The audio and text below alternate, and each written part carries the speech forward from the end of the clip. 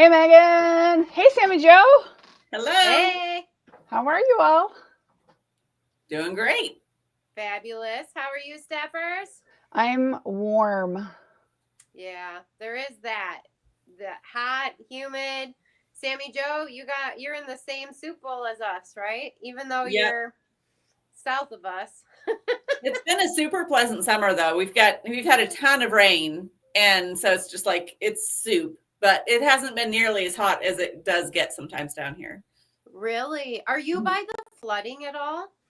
I am just north of Houston, so I'm a couple hours away from where the flooding was.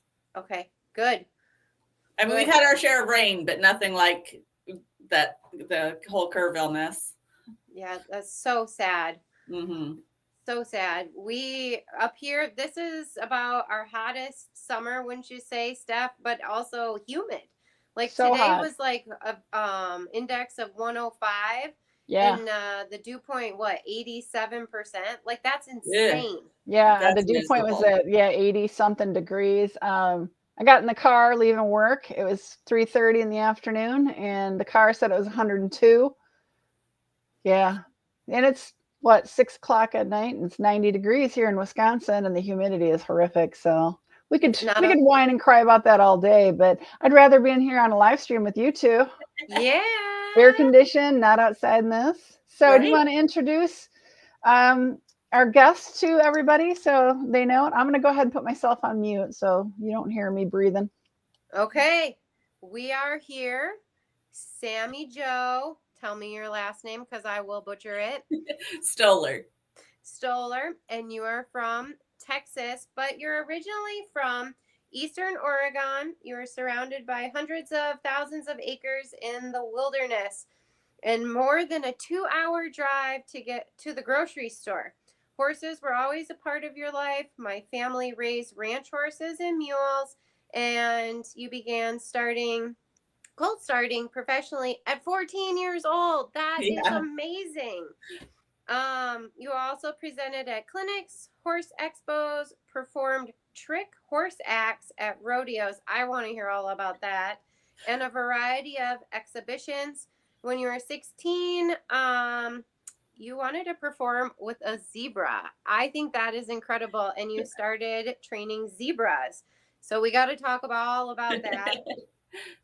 Because I've always wanted to train a zebra, but after our conversation, I'm a little bit leery about that. And you've trained more than 20 zebras for riding and driving, as well as expanding your horse career, and have ridden many disciplines such as reining, jumping, combined driving, polo cross. I don't even know what that is.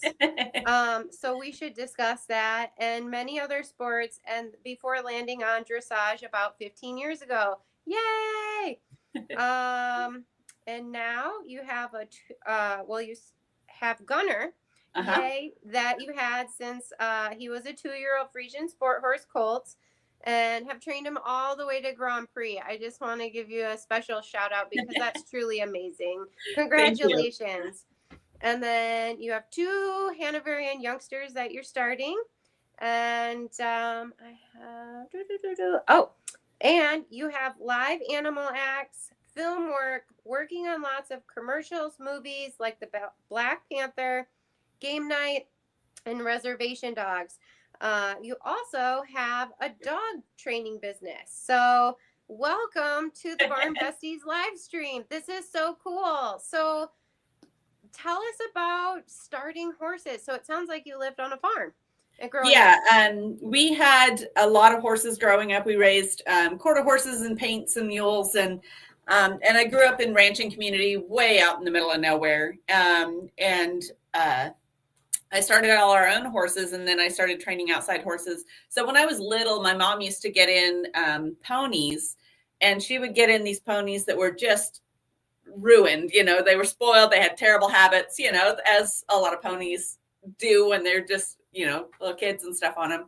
So we would get those and do some retraining with them. And so I would help her when I was a little bitty kid doing some retraining on those. And so I kind of grew up with it, grew up with lots of horses. and lots of training. And so then I started kind of doing it professionally when I was about 14. I mean, I was training a lot of horses before that, but it was kind of like I started like my business part when I was 14, and started taking on outside horses and starting lots of colts, and then decided to start doing clinics and going to horse expos and all kinds of stuff doing the clinics. And that was during kind of the hot time when natural horsemanship first kind of got on the scene. So it was in the early days of, Monty Roberts and John Lyons and the whole crew there. So that was a really fun experience. So, sorry, Megan, you're on mute. I get to ask the next question. So what made you decide to branch out into other I'm just going to say other animals, because you have, and can we maybe get a little bit into that? Yeah. So I also did a lot of like wildlife rehab, because we were way out there. Like it was extremely remote where we were. And so I worked with a lot of wild animals. And I had a couple of badgers. I had some deer and pronghorn antelope and all kinds of different animals. And I really found them a lot of fun, especially like the badgers, because everybody talks about how mean badgers are and how terrible they are. And I just loved mine. Like there was one that I got as an adult who had some injuries, and he was kind of still fairly young, but they thought it was fun. These couple of ranchers, they roped it and caught it and stuffed it in their toolbox of their truck. And they showed up and they said, "Hey, open up the toolbox. I got a present for you." And so I made him a bet. I said, "I'll kiss him on the nose in a half an hour." I said, "You give me half an hour with him, he'll be my buddy." And he was, and I got pictures holding on to him and stuff within a half an hour. He was, it's just, people have ideas about animals. And just because they're capable of defending themselves really well, people automatically label them as mean. But no animal wants to be mean. They're just defending themselves. So somebody made a joke at some point, because I was training a lot of trick horses and did a lot of liberty horses. And this was, again, in the early days of like the liberty stuff, when it was still really unusual to be riding a horse bridleless and bareback. And I mean, now it's really cool, because now there's shows that's liberty shows, which I think is amazing. So it was in kind of the early days of that. And then somebody had made a joke about, training all these wild animals and horses, but I bet you couldn't do it with a zebra. And 16-year-old me took that as a challenge. And I said, "Why not?" So I'd always heard that zebras were untrainable. And for me, to say an animal is untrainable, you're saying that it's dumb and that you can't, teach it anything. And an animal that can't learn can't survive. So I just thought that was a ridiculous statement. So I got my first zebra. I was very determined, and I got one, and he was great. I took him all over the place and performed with him, and he was a really good boy. I have a great picture of me and him and John Lyons at a horse expo that we were doing that was really fun. So we had this little skit for the evening entertainment thing that we did with him. It was really fun. So went from there. How do you go about purchasing a zebra? I mean, I wouldn't. There are breeders all over the country. So I had just kind of researched the different breeders in the area, and I found a breeder that was not too far away. And, there wasn't really anything to go on, because there wasn't really anybody to talk to who had zebras. There really wasn't a whole lot of research. And of course, this was, I didn't have internet. I didn't have, we didn't have cell phones or internet at that time. It was way out there, and internet barely existed at that point. So it was just kind of a trial and error. Got one and said, well, I'm just going to treat it like any other animal, which was kind of fun, because it meant that I didn't have any like preconceived notions about it. I just went at it the way it was, and I just loved him. And my first one died fairly young, and so then I immediately went and got another one, because I was just addicted at that point, and then it just kind of went from there. So was it a young zebra, or did you get an adult? So the first one that I got, and the only thing that I had read was that you have to get them as babies or they'll be wild. So that was the only thing that I'd heard. So, and I wanted to start from the beginning. So I did get one that was, he was only a couple days old when I got him. And so I bottle raised him, and I had raised orphan horses before, so there's like a lot of pitfalls that you have to watch for, and so that was just wonderful. But I've gotten quite a few that were babies, but I've also gotten some as adults, and there are differences, but it's kind of a hit and miss. Everybody wants to get the babies because yes, while they're babies, they're pretty easy. But then it's like once they start maturing, just like a lot of orphaned horses. I don't know if you've been around orphaned horses or not, but they're terrible. Most of them. There's some good ones out there.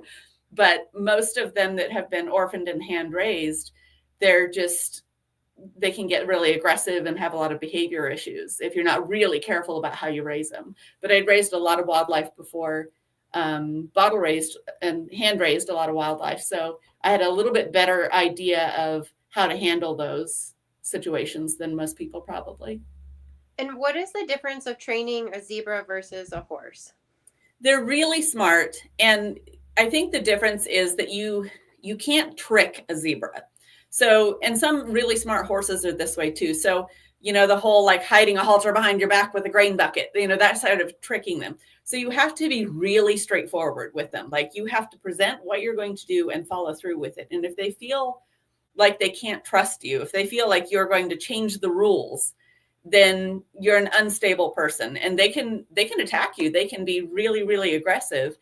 And it's all about if they trust that you're going to do what you're going to say you're going to do, and you tell them the rules of the situation, and then you have to follow those rules. So, if you confuse them, that's dangerous to them. So you have to be a little bit more consistent than you do with a horse. You can make a lot more mistakes with a horse and they'll forgive you. Zebras don't. Are they similar to like a mule or a donkey at all, do you think? Or I'd say it's a little closer.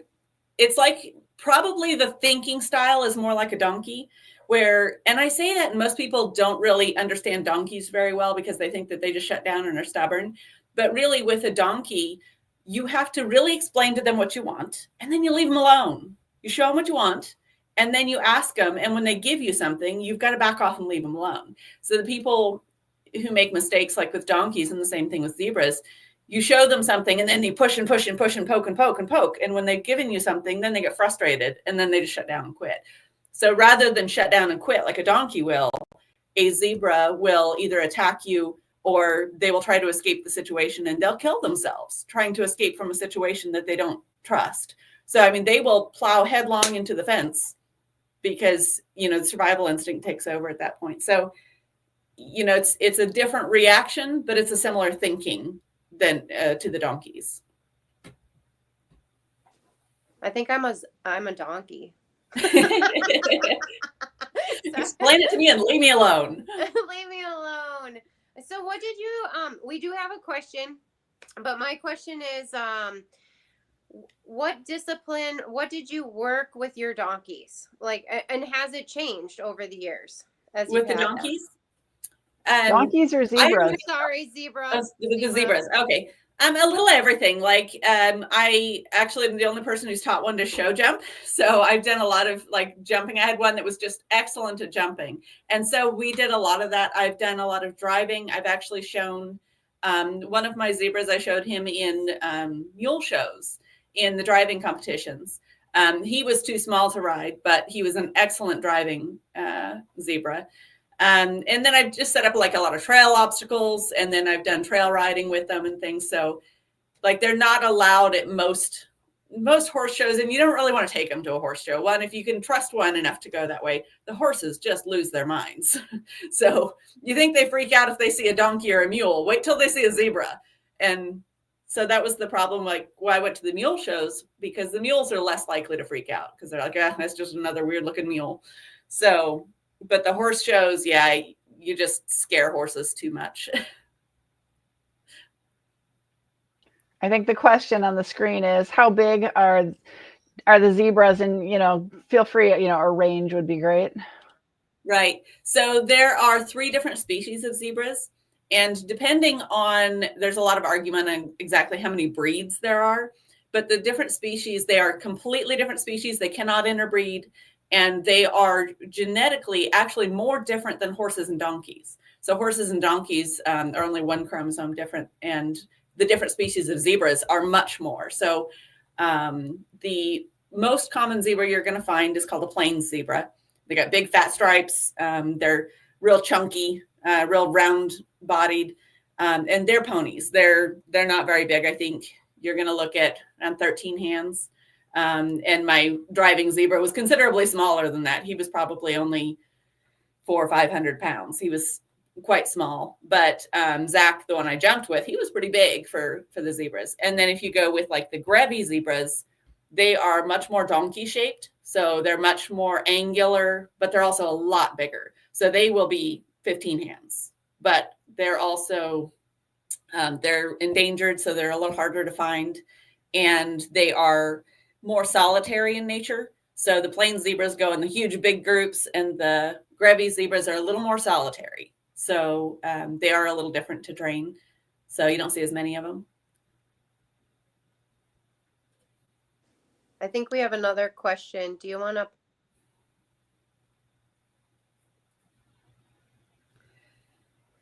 Is it? So I think. Yep. Oh, go ahead. We're losing Megan again. Oh. I think you sort of covered this. You know, is it true they can be mean? I think you covered this, and then. Yeah, the mean, I think, it depends on what your definition of mean is. And I think anybody who finds something that can defend itself very well, they consider it to be mean. So we don't see something like a butterfly being mean because it has zero way of defending itself. Zebras are very, very good at defending themselves. So, but also, like I said, if you confuse them, people get attacked by their zebras and things, because if you confuse them, that's, in their mind, that's a weakness in the herd. And predators are drawn to weakness. So if you are a weakness in the herd, you are drawing the predators, they will try and get rid of you. So it's very common to see zebras attack their people, even their owners, just because they see that as a threat to their herd. Okay. So going back to you, how did you find your way to Texas? So a good friend of mine was opening up a pet resort down here and needed a dog trainer. So of all things, it was dog training. And he was also, we also had met up quite a few times to do zebra training and exotic animal training at different places. So we were teaching different animals to, for being able to get medical procedures and things like that. So you're teaching a giraffe to be able to allow their feet to be trimmed and things like that. So, and then we were doing some film work and stuff, but we were always like flying to whatever city we were going to. And so he offered me a full-time job training dogs where we could also continue doing the film stuff. And as much as I really like it up where I was, there's really not that much opportunity when you're out in the middle of nowhere. So, so I just kind of spontaneously decided to move and go for it. How did you get connected into doing the Hollywood connections for shows and commercials and movies? So to start with, because I had trick horses, and it was, again, at that point where not a lot of people had, like, I think you see a lot more today with trick horses and Liberty horses and things like that. But at that time, it was pretty limited on who actually had horses that were available to do these things. And then when I had the zebras also, where there was very few zebras in the country that were able to actually go places and be predictable.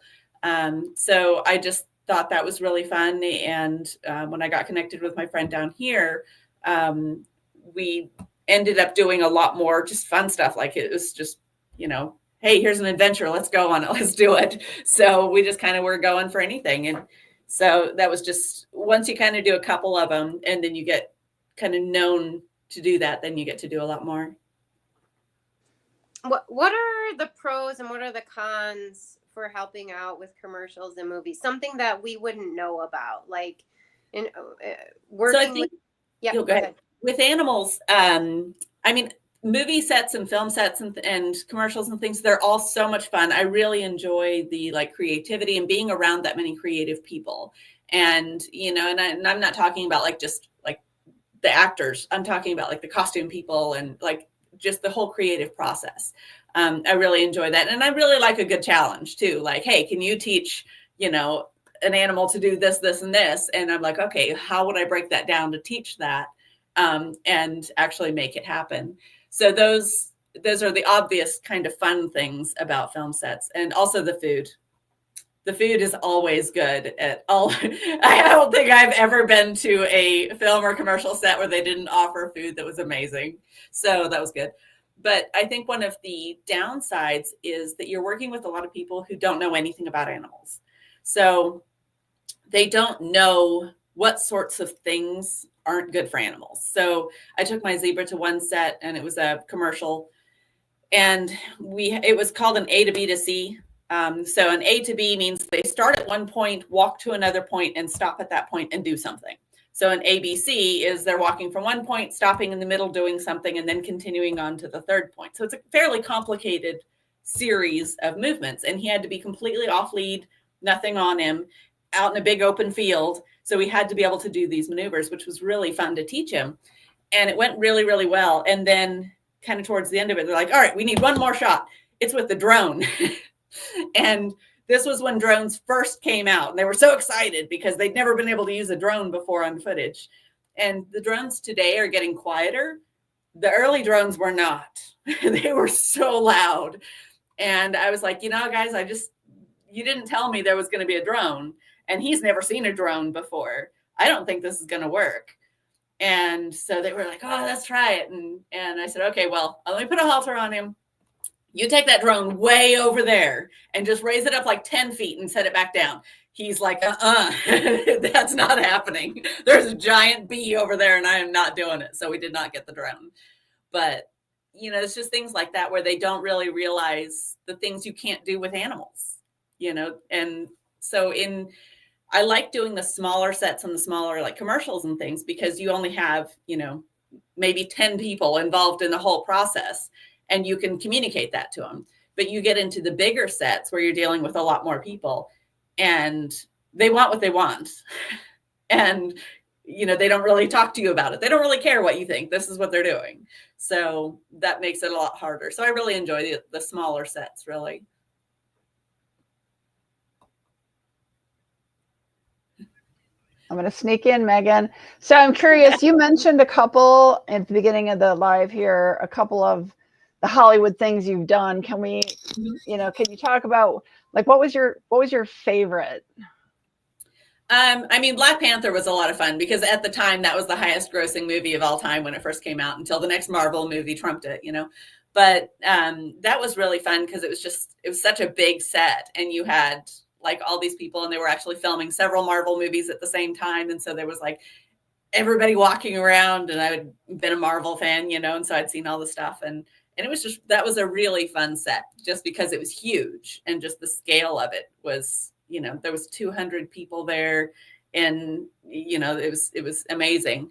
So that one was a lot of fun. I had a lot of fun on the Reservation Dogs just because like that was just a really funny set and that was a challenging one because that was during 2020. So everybody was like wearing masks and having to get all of the COVID tests and everything. And that was wild, but it was a really fun set still. What did you get to do on the Black Panther? What was your animal? So my water buffalo was in that one. So his name is Wilson and he has done actually quite a bit of stuff, but that was a really fun set. And we actually had, I didn't actually even know what movie it was because it was like this, big secret thing. They're not going to tell you what movie. So they told me, they're not going to release any of the script. And of course, that particular part of the script was like the plot twist. So, they weren't going to reveal that. And so, everything was code named and everything. So I didn't even know what I was doing. I just got contacted by an agent who said, hey, we need your water buffalo and we need him to do this, this, and this. And she kind of gave me a vague outline of what we were doing. And I just wanted like more details. And no more details until I got on set. And I'm like, holy cow, this is Black Panther. This is huge. So that was really fun. But he pulls a sled with Chadwick Boseman on it. And so like you've got your main actor and we're in a big rock quarry and he's like right along the edge of a cliff. It's pretty big and he has to be completely off lead So he's got nothing on him. He's pulling a sled with the main actor on the sled and down this little trail next to this rock cliff, you know. And then in another scene that didn't make the final cut, you know, spoiler alert. Have you guys ever seen the movie? So there's a scene where Black Panther's in a fight and he loses and he gets thrown over the waterfall. So the continuation of that scene is that when he lands in the bottom, there is my water buffalo in the water with his person fishing, and they pull Black Panther out of the water with the water buffalo and then put him on the sled and then take him over the mountain. So, you know, we got to shoot in the river, and that was really, really fun. And my water buffalo loved that, of course. That was his favorite. That is awesome. Now, the sets, you're located in Texas. Do you have to go to California, or do they come to you? So that one was in Atlanta. So we actually went to Atlanta twice for that. So we went on the very first week of filming and the very last week of filming for that one to do our 2 different scenes, which why they didn't put both scenes together. No, we had to drive all the way there twice. But I've driven to most of my travel to them. So there's a few. Texas is now getting a little bit more with, you know, they've done a lot of commercials and stuff here and live shows here. But honestly, filming, very little of it's actually done in California anymore because it's too expensive. Okay, I have a question. Tell me about stopping at agricultural stations with like a zebra or a water buffalo in the trailer and having the agricultural inspection people have to look these animals over. I'm so curious. It's not that big of a deal, really, because they all have, I make sure we have all our paperwork to begin with. The zebras have to have the same thing all the horses do. So they have to have Coggins health certificate, that sort of thing. My water buffalo was a little bit more tricky because hauling cattle, and because he's considered a cow, you know, so hauling cattle across state lines, they have to have all the testing and they wanted him to have an ear tag. Well, he doesn't have an ear tag because I use him in filming and stuff. And I was like, I do not want to put an ear tag on him because that just looks dumb and I want to pierce his ears. They're pretty. So we had to go back and forth, and they were finally fine with just a microchip. And, you know, we had to go back and forth. So we still had to have all of his health certificates, and we had to have some health testing and stuff done to be able to go. But, you know, we have all that, and I always have my packet of information. It's really not a big deal. So I've hauled lots of animals, camels and everything across country. And, you know, you have all your paperwork and they're just like, oh yeah, here's a camel. Here's your stuff. Okay, good to go. That's wild. I would think that an agricultural inspection person would be like, oh my, maybe not so much on the zebra, but like a water buffalo, I think would give somebody pause.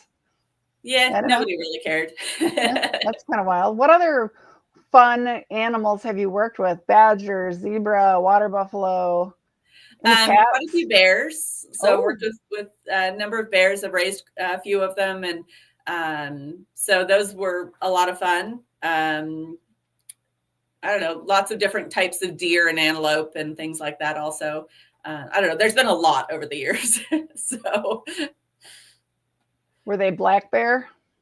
I've worked with mostly black bears, and I had worked with one that was half grizzly, half black bear, and then, you know, been around a lot of people who've worked grizzly bears and been on sets with grizzly bears before, but the ones I personally worked with were black bears. Did you have a mentor that helped you with the training of various wildlife horses, or did you just trial and error? It was mostly trial and error. Like my mom was into training when I was young and then didn't really do it anymore.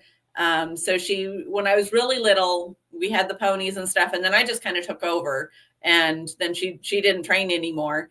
So it was really just trial and error. And honestly, I kind of liked the way that ended up because I was more of like less is more. And, you know, I was probably lazy and didn't want to put a saddle on my horse. So I was always tearing across the sagebrush with nothing on my horse and just doing stuff, and it worked, and having good relationships with my animals. And then when I started going to the clinics and the expos and things, I was going there as a presenter, as, you know, demonstrating my trick horses and stuff.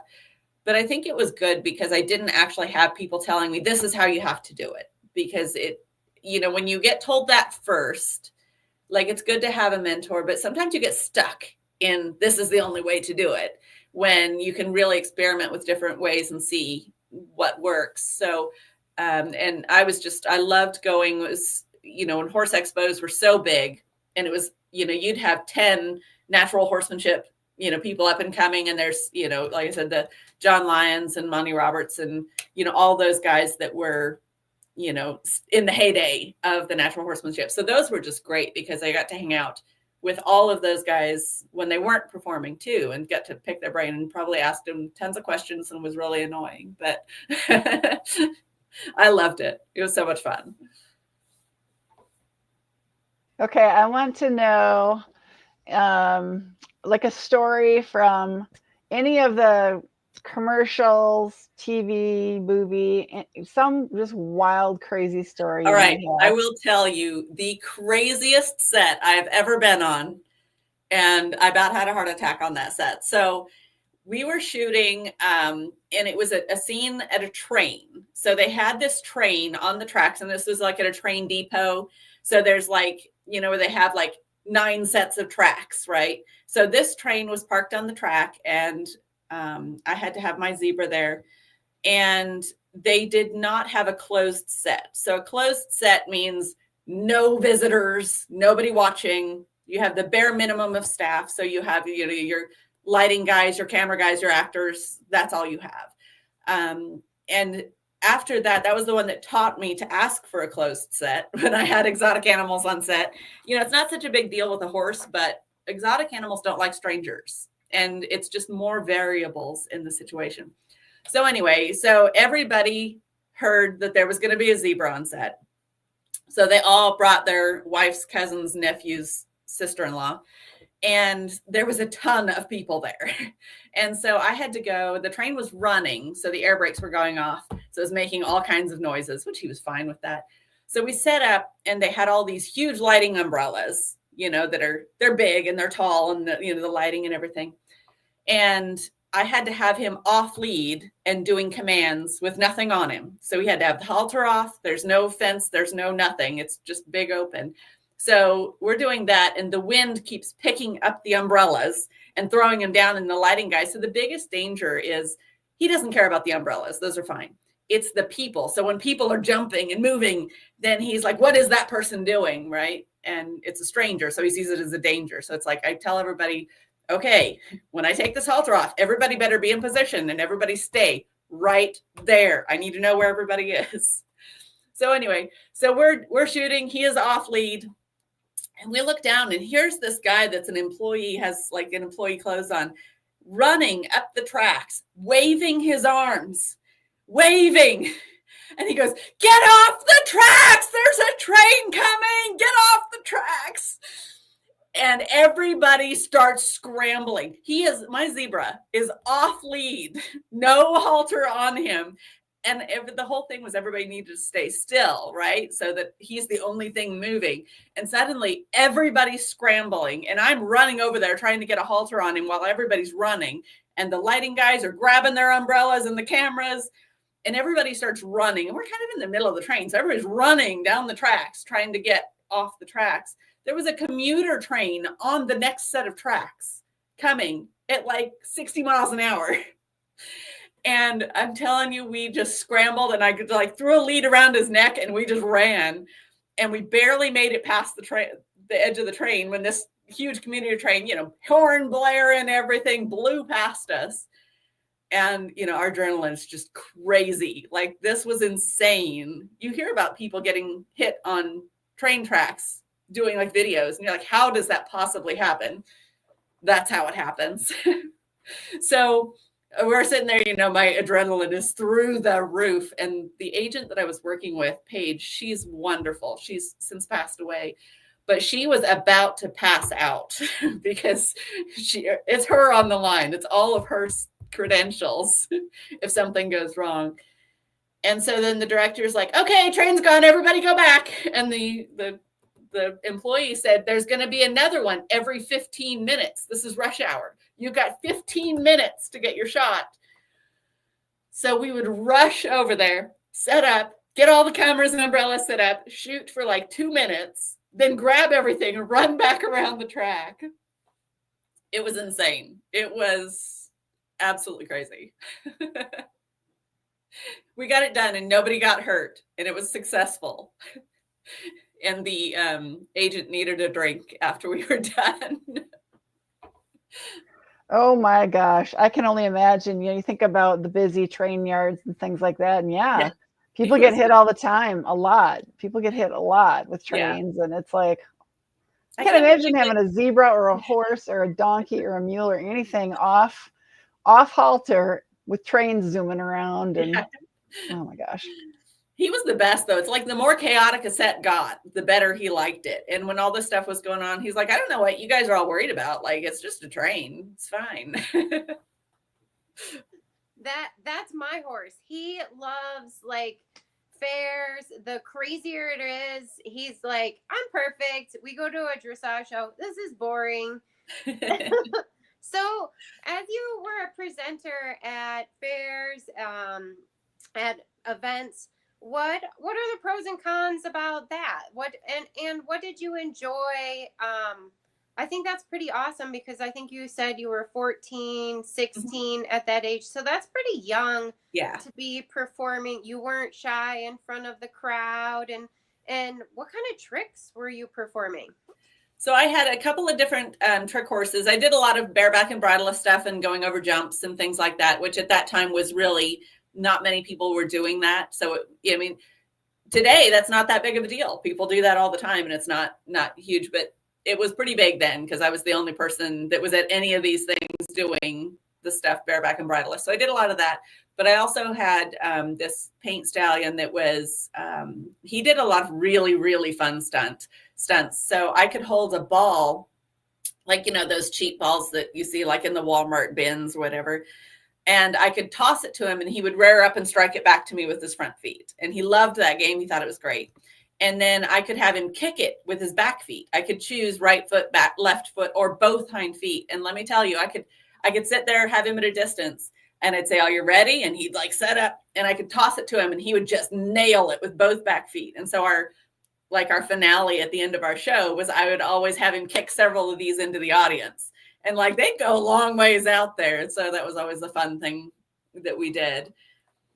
So but he did, Spanish walk and lay down and sit and like just a ton of different commands and stuff. But and he'd buck on command. So I did this whole little skit that I would do about the old West way of breaking horses, where he'd take this wild horse and, he'd kick the blanket. I'd walk up to him with a blanket and he'd rear up and stomp it out of my hands. And we did this whole like act where then he'd buck and all this stuff. And then eventually like I'm riding on bridleless. So it was like the progression.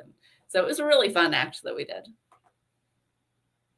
Have you do you have an online training course? Like you should do that. I want to teach AJ how to, kick a ball. I think that is awesome. How do you do that? It was really fun. And I think my mom, I didn't actually tell her that I was teaching the horse this because I think I taught him that when I was 15 or 16. He was our main stallion. And so I just kind of would sneak away in the middle of the night and teaching him stuff. And I didn't show her what I was teaching him until we had it really solid. And she probably wasn't all that thrilled to start with because here I just, taught him how to buck and rear and kick and all these things. But you have to have the right personality type for it because you obviously, we're in a public area. But he was one like little kids could run underneath of him and he just was the gentlest horse ever. So you have to have the right personality type, especially if you're teaching something that could be dangerous. You can't have him just randomly kicking out with both hind feet. He could kill somebody. But I think I just found the things got the reaction that I wanted. And then when you first start teaching simple tricks to a horse or any animal, you teach them really easy things to start with. And then once you get a few tricks, they start helping you because they understand oh, we're doing stuff. So they just start throwing out weird reactions to see if you liked it. And so sometimes I didn't set out to teach something, but I'm like, oh, that was a really cool reaction. Can you do it again? And if I could get them to repeat it, I'd find a way to use that. So I might not have started to teach that, But when they start working with you and the horses get creative on what their particular style of tricks was. So that's mostly what I did with mine, is I was just like, what do you like? What do you like to do? Do you like to do silly stuff, or do you like to do serious stuff? You know? And so whenever they'd give me kind of an interesting reaction that I liked, I would just praise them for it and tell them how wonderful they were. And they just got carried away with it and would go for it. So I really loved that because there was so much back and forth communication. What would you say as far as trick training? What has probably been the hardest trick you've had to teach an animal, and any animal? I mean, definitely kicking the ball was hard. But okay, if I'm going to say that, I'm going to say one tempies, because we haven't gotten that yet. I mean, lots of people have taught one tempies, but I'm not there yet. I don't say that's a trick, but I'll share my knowledge. You share yours. It's hard. It's hard. It's hard. And now tell us how you got into dressage. I mean, it's so fascinating, all the things you've done, and now you're very passionate about dressage. So tell us about that evolution, and of course, Gunner. So part of moving down here that made me so excited was that I'm finally moving to civilization. Which I really love, being out in the middle of nowhere. Like that suits me just fine. But the advantage was there was people down here who knew stuff. I could take lessons. I could like explore my world instead of being really limited to what I had. So I moved down here, and then once I kind of got settled in, I started looking around, like there's horse trainers everywhere. And so I'm just going to randomly take lessons with people until I see something I like. And I don't really care what sport it is. So I joined a polocrosse team for a little while, and while I was waiting for stuff to settle in, and that's a combination of polo and lacrosse, and it's pretty brutal. Like you get beat up, and it's a pretty brutal sport, like not on the horse, but on the people. Like, it's so much fun, but it is definitely a rough and tumble game. But then I decided to take a lesson with who's now my coach, Erica, in dressage. And cause I entered dressage at one show when I was like, 16, because it was offered. I'd never even seen a dressage arena. And they're like, hey, there's a dressage at this open show. There's a dressage competition. And so I looked at the test and I'm like, that's easy. You're just trotting circles. So I entered my horse in a couple of dressage. That was my first taste of dressage, but it was literally just because it was an open show that offered it. And I'm like going for everything at that point. So I took my mule for a lesson with Erica, and that was kind of my test. Like, if you're going to throw your nose up at my mule, then we're not going to work together, because you got to be a little open-minded. And he was an awesome mule. He's wonderful. But Erica was great. She, didn't bat an eye that I showed up on a mule, and we did a lesson, and it was really fun. It was so detailed, and I really loved it. And I was like, wow, there's so much that I don't know. And then she offered at the end of that ride to let me ride a 3-year-old Hanoverian that she had just recently started. So obviously she had faith enough in my riding to allow me. And I'd never ridden a warm blood.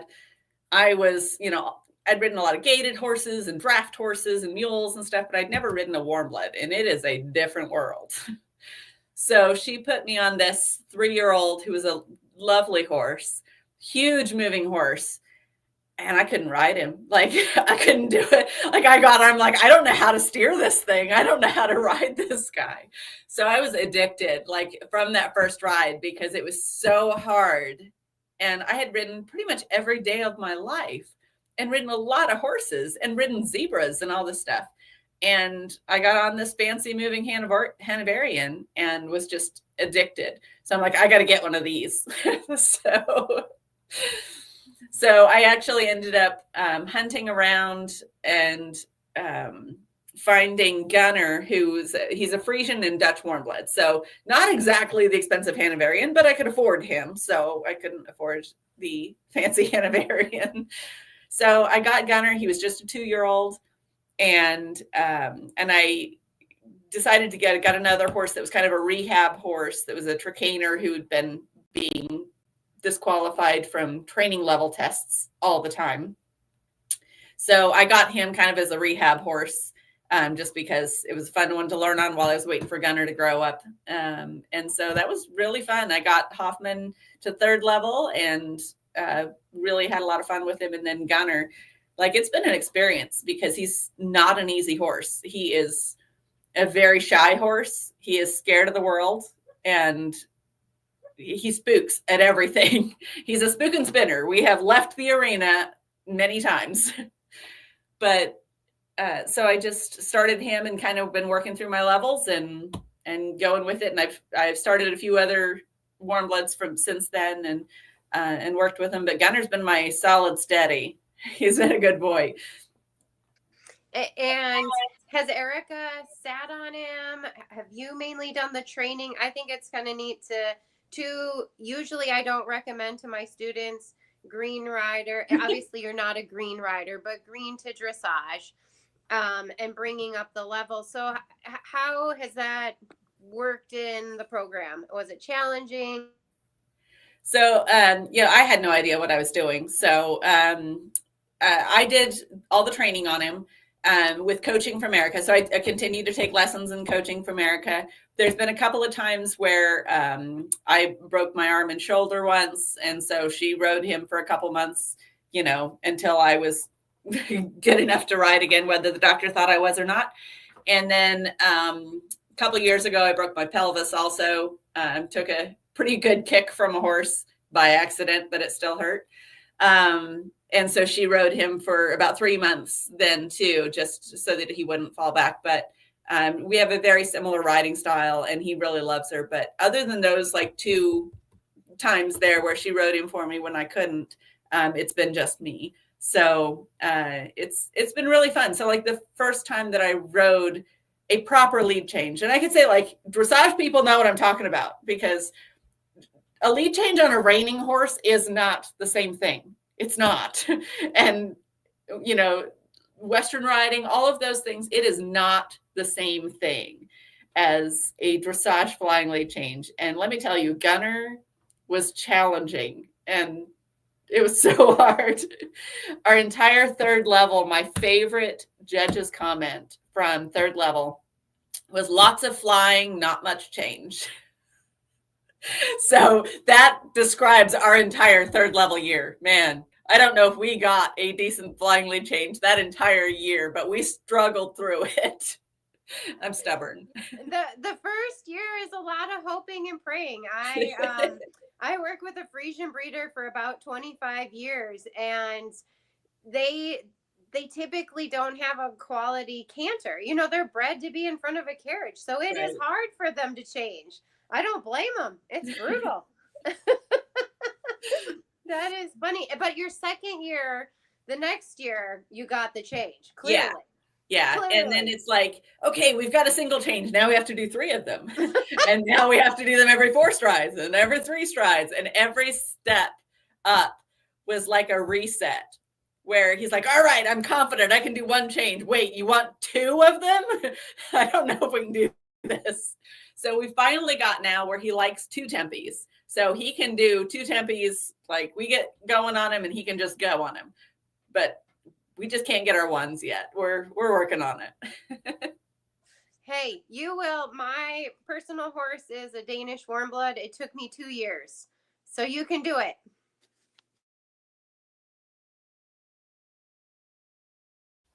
I think we made a loss there. We'll give it a second to see if there she is. There, you're back. Making sure you didn't disappear. I think we're all having a little bit of internet problems thanks to the weather, but it's all right. You're still with us. Megan's still with us. I'm still here. That's wild. So tell us about, you've got a couple of upcoming young ones then? Yeah, so I've actually bought 3 Hanoverians from the same breeder. I bought one 10 years ago when Gunner was, I bought him as a foal when Gunner was a 2-year-old. Because when I get into something, I get into it. So I bought Gunner, and then I bought the troubled older horse to rehab. And then I bought a foal also because I'm going for it. So, but he ended up passing away a couple of years ago. So we didn't actually end up getting very far with him. But I loved him to death. And I had him as a stallion because one, I didn't realize how difficult it was to have a stallion approved. Because I grew up in the quarter horse and paint world where it's like, hey, you can breed it. It's a stallion. But that's not the way it works with warm bloods. But that wasn't my main purpose. I just really like working with stallions. But anyway, so he passed away, and I had been training young horses for this breeder since I bought the first one. So for 10 years, I'd been doing a lot of their training on their babies. So I did a lot of the groundwork and a lot of the work up until they were sent to the trainer to start riding. So, and I had been working with this horse, the first one that I bought. I worked with his mother, his grandmother, all of his siblings, some uncles. And I just said, whatever her next baby is, I want to speak for it. So she said, well, we're doing an ultrasound today for the heartbeat. And there was a heartbeat, so I bought it. And that is my giant 3-year-old. He's 17.2 now, and he's a monster. He's a really, really good boy. And then I guess 2 years ago, my number one trick horse, heart horse forever, was 29 years old, and he passed away. And I was actually handling, because I was running the horses at the shows for this breeder. And 2 days later, I had to go present a whole bunch of horses at this show. And I'm like, all right, nobody look at me, because, my beau died 2 days ago. I am not okay, but I'm going to get through the show. And that is the perfect emotional point to be at, to buy a really expensive horse. So, this 2-year-old that I was there when he was born, but he never really caught my attention when he was a baby, because he was just kind of the shy baby. And I worked with him at that show, and I said, I'm going to buy this horse. And there were 2 other people who wanted him too, but she gave me first dibs. So now I have 2 babies. Megan's going to roll her eyes hard, but do you know the bloodlines? I'm a former breeder, and I would love to know, because I love the bloodlines. Yep, Megan's laughing and rolling her eyes. So, of course, you ask this, and I'm going to go blank on every bloodline that ever existed. But my 4-year-old now, Ari, he is Fly High Florencio as the mare, and the sire is Dannebrog. And the giant is, he is grandson of Donner Hall, and then trying to think of what his daddy is now, because Benicio is his daddy. So they bred to Benicio because he's known for throwing smaller horses, because his mother, the last baby she had, was a giant. So they're like, okay, we're going to downsize. We're going to breed to Benicio because we need a smaller baby. And of course I bought him, when he was this big. So when he was born, he was a giant, and then he's just gotten bigger and bigger. And so he's bigger than both of his parents now. So genetics don't tell you everything. They do what they're going to do. All you can do is try and hope, right? Yep. I still love him, even though he's a giant. I had to buy him his own horse trailer because he outgrew my horse trailer. The crazy things we do for our horses, right? It's so dumb, right? And everyone's like, oh, you win big money though, right? No. You see that? That's what you win right there. That's it. That's all you get. And then you spend it all on your horses. So what does the future hold for you? What is your vision? Where do you want to see yourself in the next year or 5 years? I just roll with it. Whatever happens to go my way, I'm just going with it. Obviously, I've got my 2 youngsters for dressage, and I'm going to go as far as I'm going to go with them. And, adventure presents itself, I go for it. Okay, I feel like we skipped ahead, because when you talked about moving, and I need the details, like, what did you bring with you? Was there like a water buffalo and 3 zebra and a badger and a bear? And how exactly did you land in Texas with like a menagerie? Or I feel like we skipped over some of the important details, because I'm like, I can only imagine if somebody got on like Facebook group for the area that Megan and I live in, and we're like, yeah, I'm moving to the area and I need a place to land with my water buffalo.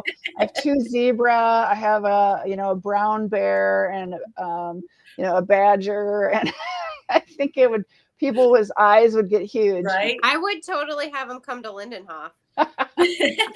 Sure you would, So Megan. at that time, it was kind of an interesting time, and partly why it worked to move was that I had 2 zebras at that point. This was 20 years ago.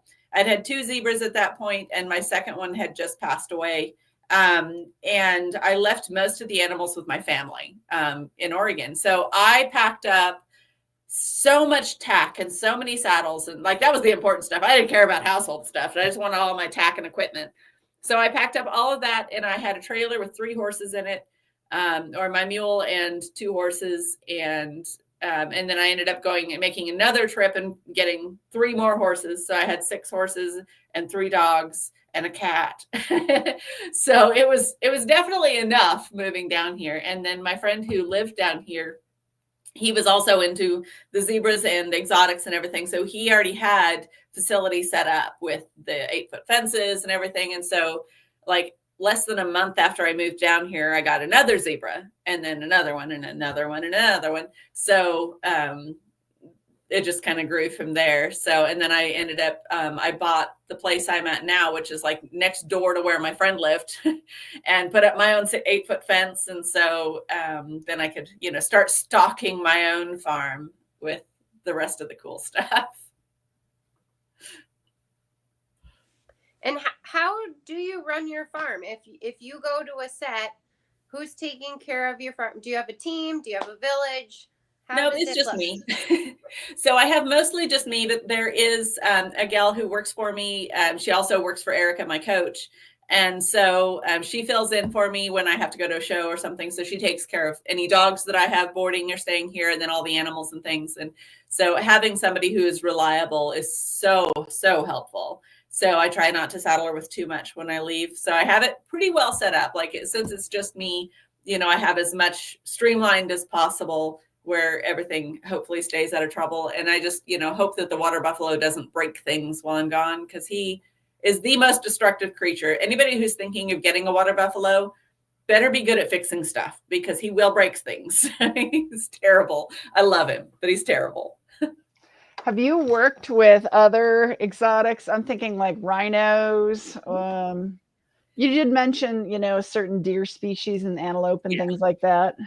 So I've gone to quite a few different like zoos and wildlife parks and things like that. And of course, down here in Texas, there's a lot of them. So more than in most parts of the country. So there are a lot of exotic animal owners down here. So I've worked with a lot of them on just managing their exotics and helping with managing with rhinos, with giraffes, and some of these animals, just trying to get them to where you can take care of their feet and take care of any medical stuff and vaccines and things.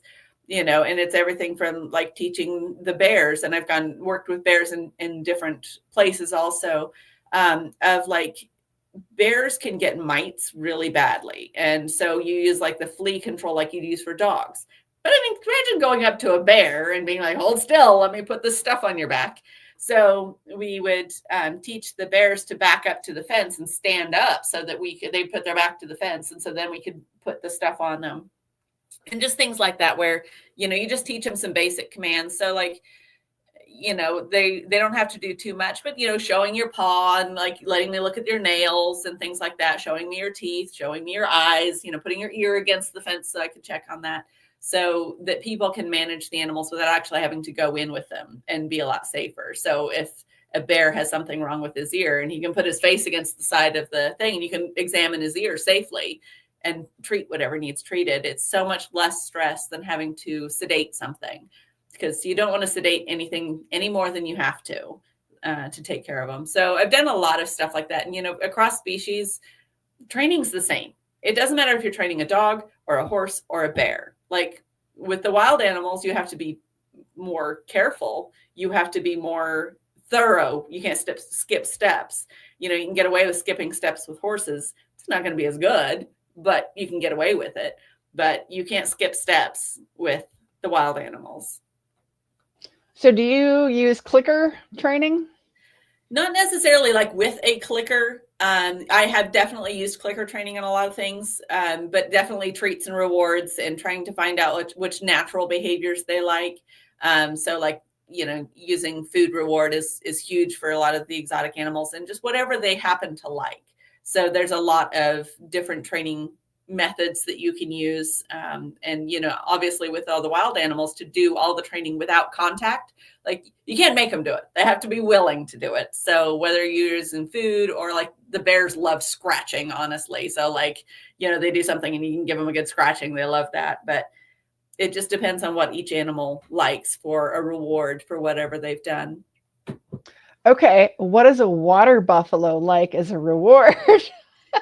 Any kind of contact. Like he doesn't like treats. He's never, but he likes routine and habits.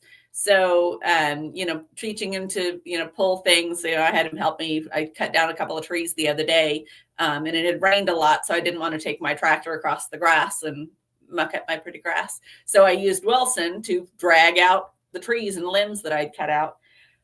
But they really like, you know, you show them very clearly what you want, and you demonstrate it a few times, and then you slowly give them more independence to do it on their own. And Wilson, when we're moving like the tree limbs and stuff, he doesn't have a halter on him. He's got his yoke and he is hitched to the limbs, and I just tell him where to go and give him voice commands. So I'm not making him do anything. He's doing it completely voluntary. But Wilson, the water buffalo, he loves just communicating and just being with me. So anything that's with mama makes him happy. So doing the thing is almost a reward in itself. I feel like we've seen water buffalo are used where they originate. I feel like, you know, people that live in that area, do they raise them and use them as crop tilling and all the thing, right? So it's not totally unusual. It's a little weird for us here in the US because we don't see it, but they originate on the continent of Africa, correct? In Asia. So they're mostly used for rice, because they're very, very good at going through water. They're not going to get the foot rot that cattle get. But they are right now the most common beast of burden in the world today, just because so many people in a lot of those areas use water buffalo. And you do see them in North Africa. They're not native there, but they're used there still. So, you know, you will see them in Egypt, and you'll see them, you know, in a lot of places. But they are one of the most common beasts, probably the most common beast of burden in the world today. Because we see horses, not many horses are used actually as beasts of burden today. Like in some countries, yes, they're still used to work fields and things like that, but we use them mostly for recreation. So when you're saying specifically that an animal is used in agriculture or in transportation as a part of life, water buffalo are way more popular than anything else. That's kind of wild.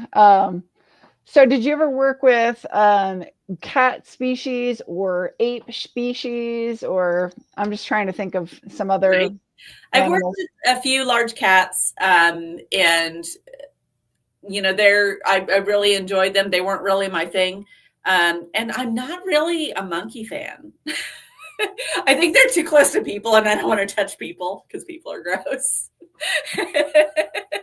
They're too much like babies, and those are just really gross. Don't make me touch one, please.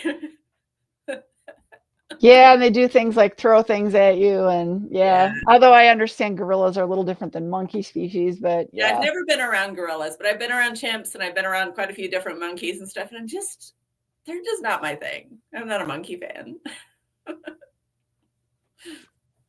So how many animals do you have on your farm? And if it's only you, how do you do all this? This is amazing to me.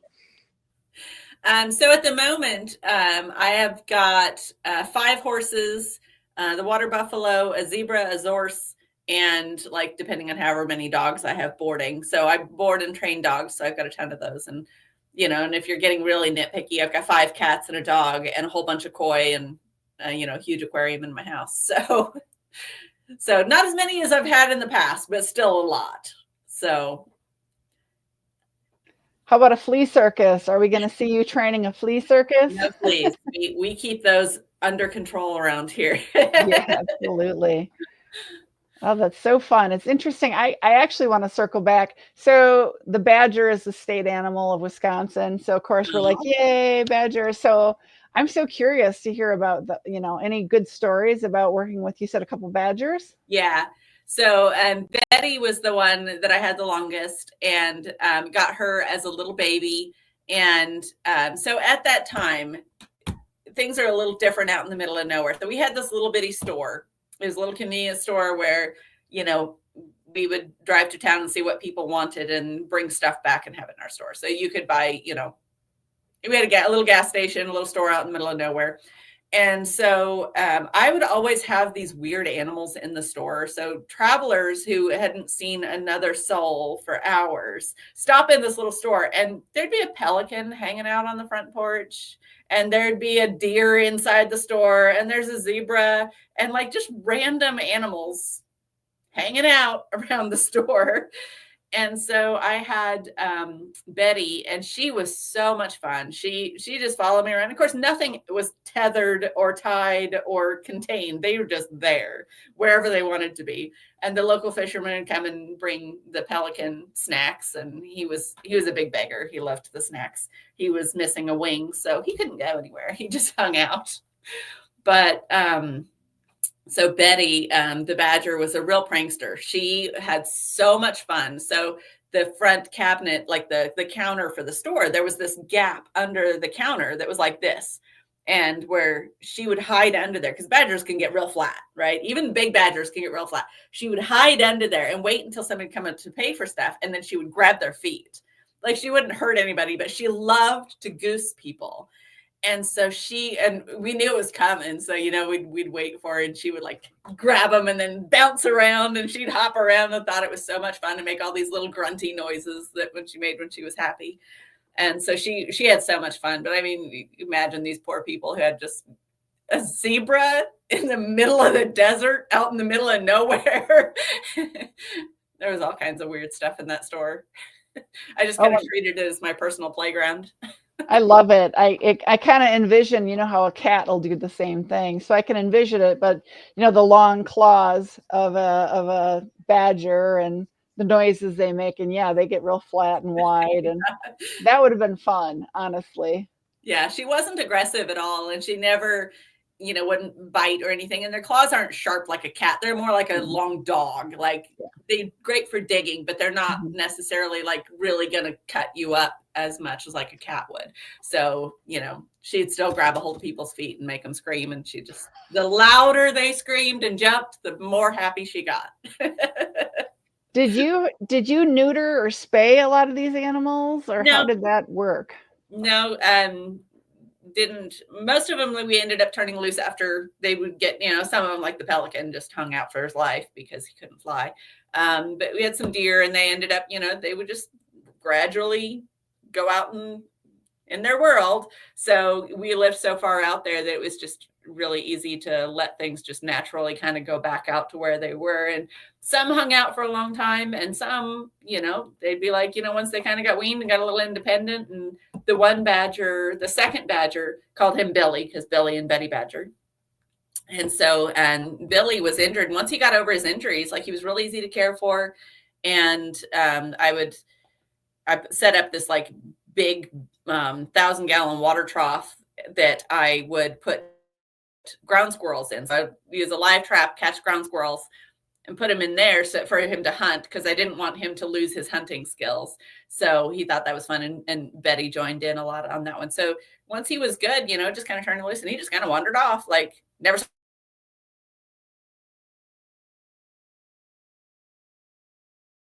Think we lost her? Worked a lot like that just, there we are, we're back. Thought we lost you for a minute there. I lost you, but I don't know. Megan was sitting there waving. I can hear you. I'm here. Okay. Lost you for a second. It happens. So, do you see yourself in Texas forever? Do you think you'll ever move back to Oregon? Does your family visit you? So I kind of don't like the cold anymore. I kind of like it down here, because I go up there and visit, and it's just, the snow's no fun anymore. I don't like breaking ice. Like, I like it that it's 70 degrees in January. So, I go up there and visit during the nice time of year, which is like about May is the perfect time because it's before fire season, but after the main freezes. So it's really pleasant, the wildflowers. So I always go up there and, my mom and my brother and I, we always try to make a point to like go out and do all the things we wanted to do when I was a kid that we never actually did together. We were very, you can say feral because we just kind of did our own thing. And, my brother and I, we might disappear up in the woods for, 3 or 4 days, and then we'd come back eventually. So we just all kind of did our own thing. So we do that now where we're into like rock hounding and hiking and just, hanging out up in the mountains and out in the desert and exploring places we've not seen before. So I do enjoy going back there, but I don't really want to live there again.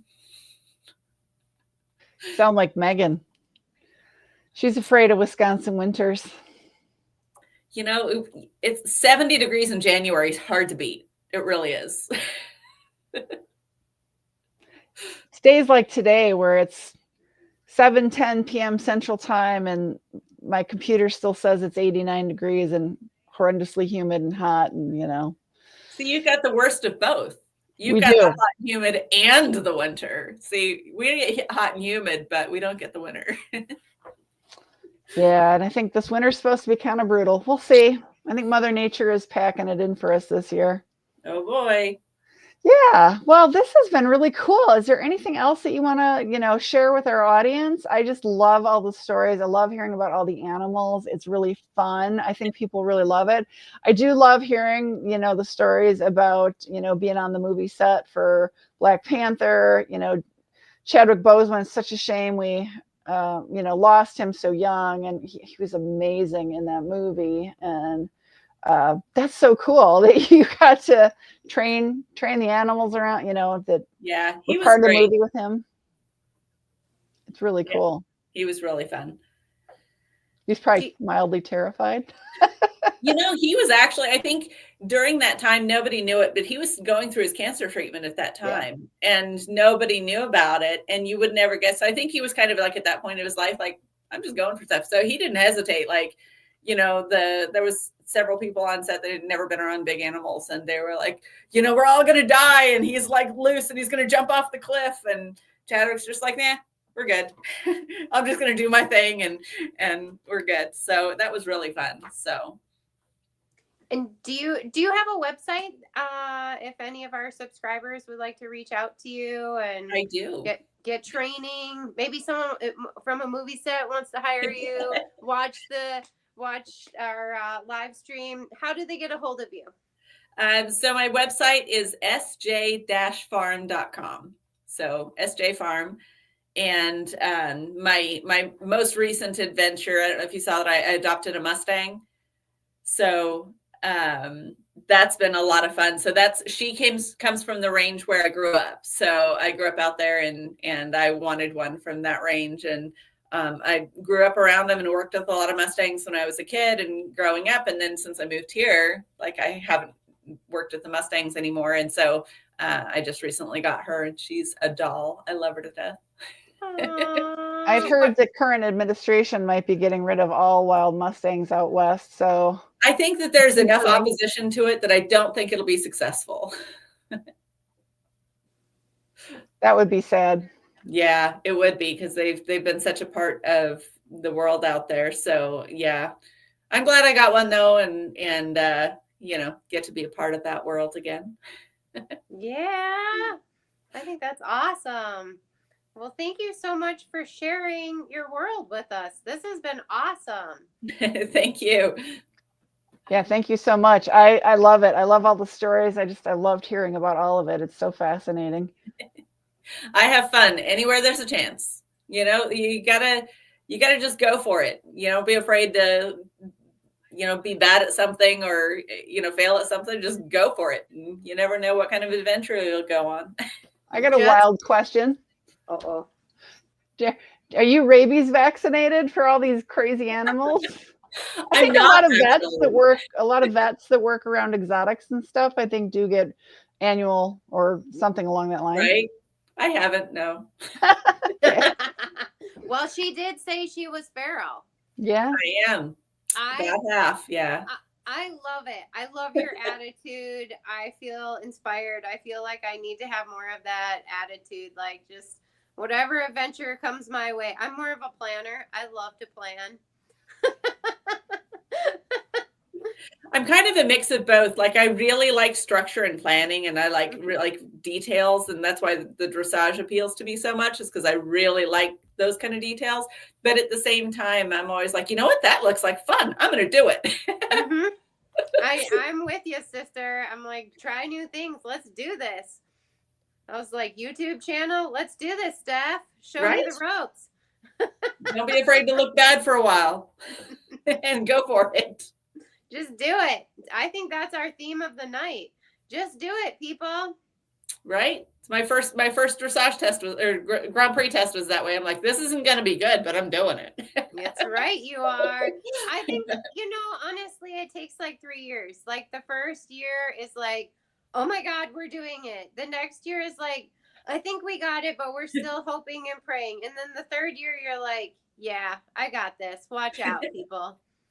Well, and when it's both him and me who've never done it before, like, it'll probably be maybe different the next time I have the next horse I bring to Grand Prix. But the first one, like, we don't know what we're doing. I've never done this. He's never done this. We're just going for it.